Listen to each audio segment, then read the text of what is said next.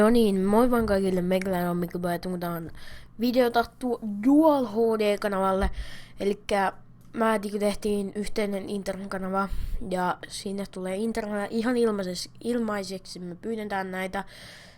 Ja joo, ja mä teen nyt kerran teille, miten saatte Blenderin ja miten sitä käyttää vähän. Elikkä ihan ekana menette tälle sivustolle kun www.blender.org.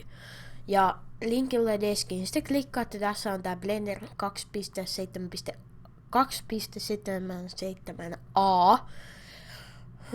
Ja tästä te otatte ton installer sulku.msi sulku. Ja jos teillä on 64-bittinen, te otatte 64-bittisen ja USA, koska se on englanniksi. Jos teillä on 32-bittinen, te otatte USA, ja eli sekin tulee englanniksi. Klikkaat. Sitten kun te haluatte ladata sen, niin te klikkaatte tosta USA.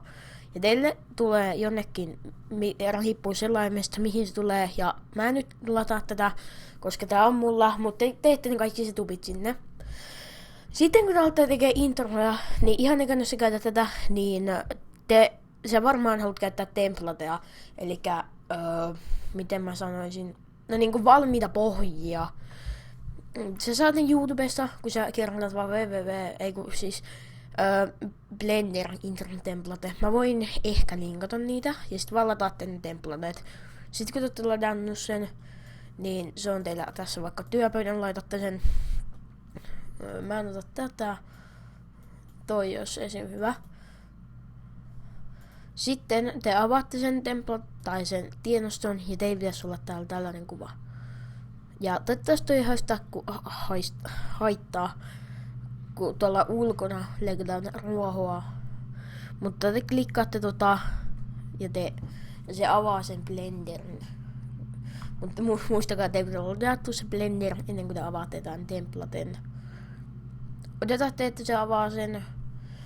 Ja sitten teillä pitäisi olla tällainen. Jos teillä ei ole tässä esim. Täällä, kattokaa teillä täällä ylhäällä on default ja nämä. Sitten jos teillä näyttää se täältä, niin klikkaatte täältä kulmasta ja 3D-vievä. Se näyttää täältä.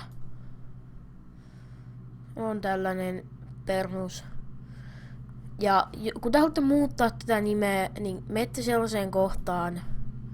Nyt tää on todella.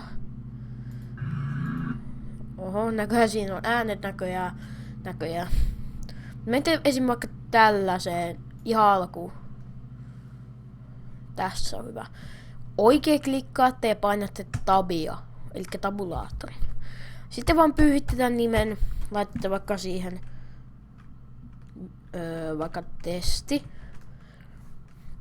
Tai niinku sen teidän nimen, ja sitten painatte uusiksi tabia, niin se laittaa sen. Sitten huomaatte, että täällä alla on tällainen vielä juttu, niin te oikein klikkaatte sitä ja painatte tabia ja laitatte uusiksi testi. Noin. Nyt tää näyttää tältä. Sitten kun te haluatte renderata tätä, niin te menette tänne sivulle ja täältä ylhäältä painatte kameran kuvaa. Ihan ekana, mä en tiedä, aina kun ihan hyvät ohjaajat, mutta joo, teillä pitää olla täällä H.264 ja encoding, teillä laitatte ton noneksi ja H.24.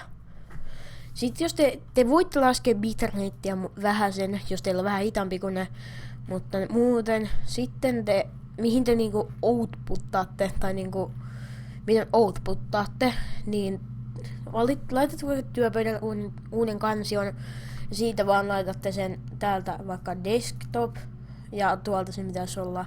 Mä laitan itse sen tänne Blender introja ja painatte vaan accept. Jos te haluatte, jos tässä jotain mitään nimeä, niin te voitte vaan laittaa siihen vaikka ihan mitä vaan ja painatte enteria ja accept. Mä nyt laitan noin ja sitten vaan te voitte katsotte, että teillä on kaikki kunnossa. Laittakaa toi MP3 ja sitten tässä pitäisi olla kaikki, mitä te pärjäätte. Bitratea te voitte jo laskea, jos te haluatte. Ja toi kannattaa olla 30 fps, että se näyttää paremmalta. Sitten vaan te renderaatte sen, painatte animation ja se alkaa renderöimään sitä. Tässä näkyy tää renderöinti, eli se rendaa tän. Ja sit kun se on valmis, eli tää on nyt rendannut yhden 306, ja sitten kun se on 306 ja molemmissa näissä, niin se pitää olla siellä teidän kansiossa. Mut ei mun muuta, pistähän peukkuu tälle videolle. Tää oli kumminkin eka Dual HD:n kanava. Ei mun muuta siis likettäkää. Tai no joo, likettäkää, mut se olisi ensi video.